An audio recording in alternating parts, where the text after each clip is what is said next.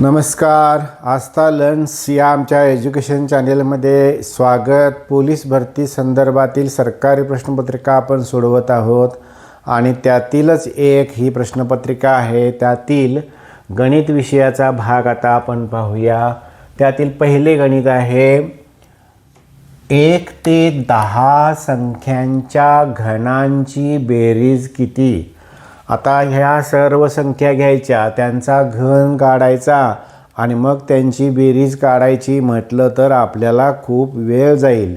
म्हणून या ठिकाणी काहीतरी युक्ती शोधायला पाहिजे आणि ती युक्तीमध्ये 1 ते 10 संख्यांचा जर घन काढायचा असेल तर काय करायचं, 1 ते 10 संख्यांची बेरीज करायची आणि 1 ते 10 संख्यांची बेरीज करताना पहिली संख्या आणि शेवटची संख्या यांची फक्त बेरीज करायची.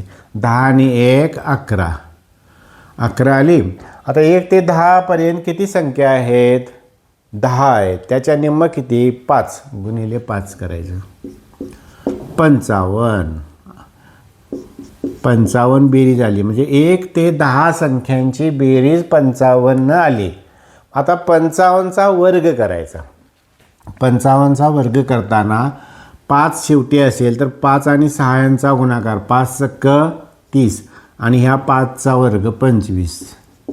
3025 हे उत्तर आहे.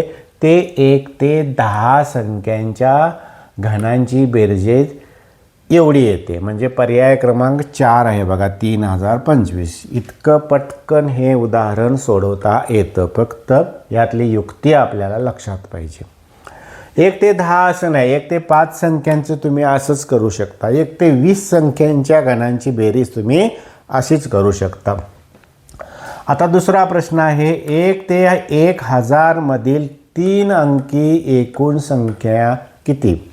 आता एक लक्षात घ्यायचं की 1 अंकी एकूण संख्या 9 आहेत, 2 अंकी एकूण संख्या 90 आहेत, 3 अंकी एकूण संख्या 900 आहेत, 4 अंकी एकूण संख्या 9000 आहेत. हे नेहमी लक्षात ठेवायचं. म्हणजे 3 अंकी एकूण संख्या 900 म्हणून पर्याय क्रमांक डी बरोबर. आता 31 ते 50 पर्यंतच्या संख्यांची बेरीज आणि 61 ते 80 पर्यंतच्या संख्यांच्या बेरजेपेक्षा कितीने कमी आहे. म्हणजे दोन्हींची बेरीज करायला पाहिजे.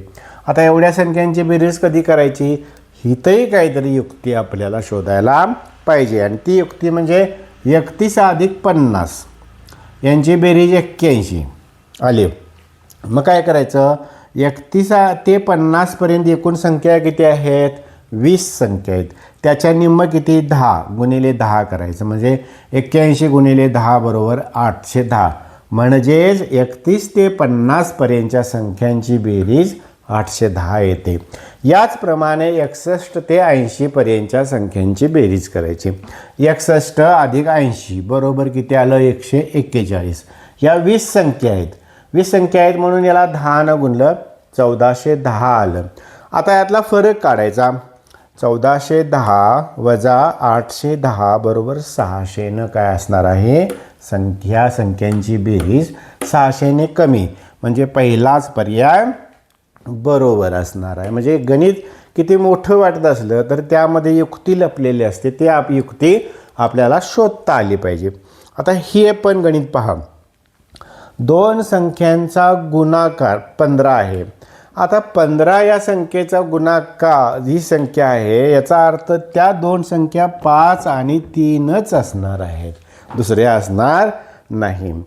त्यातील प्रत्येक संख्यांची तिप्पट केली म्हणजे आता 5ची तिप्पट केली, 5 × 15 आलं आणि 3ची तिप्पट केली, 3 × 9 आलं, 15 × 9 35 असे 135 त्यांचं काय आला, गुणाकार आला. एका करंडीतील आंब्यांचे 7 किंवा 15 याप्रमाणे गट केल्यास प्रत्येक वेळी 3 आंबे उरतात. तर त्या करंडीत एकूण किती डझन आंबे असतील.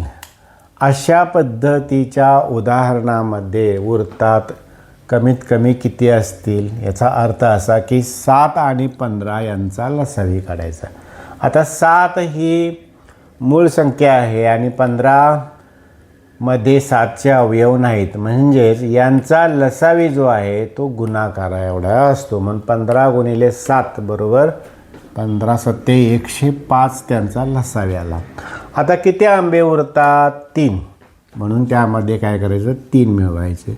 बरोबर 108 आंबे करंडीत असतील, पण त्याचे डझन विचारलेलं आहे म्हणून याला 12ने भागायचं. 12 9 अष्टोदर्शी म्हणजे 9 डझन आंबे त्या करंडीमध्ये असतील.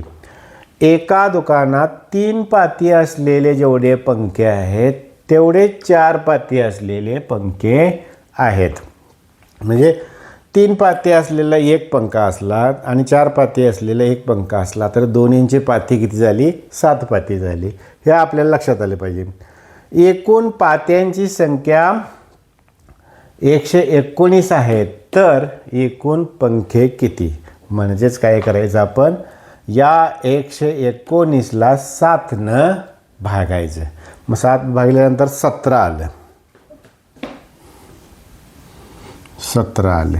आता 17 जे आहेत 17 पंखे हे 3 पाती असलेले आहेत आणि 17 पंखे हे 4 पाती असलेले आहेत. बघा आता 17 त्रिक 51 आणि 17 चौक 68, 8 आणि 1 9, 6 आणि 5 11, 111 म्हणजे 17 दोन्ही 34 झाले. एकूण पंखे किती? 34. असं करायचं. आता हे पहा उदाहरण. 750 लिटर पाणी मावणाऱ्या टाकीचा 4/15 भाग पाण्याने भरला आहे. त्या टाकीत अजून किती पाणी मावेल असा त्याचा अर्थ आहे, किंवा किती लिटर.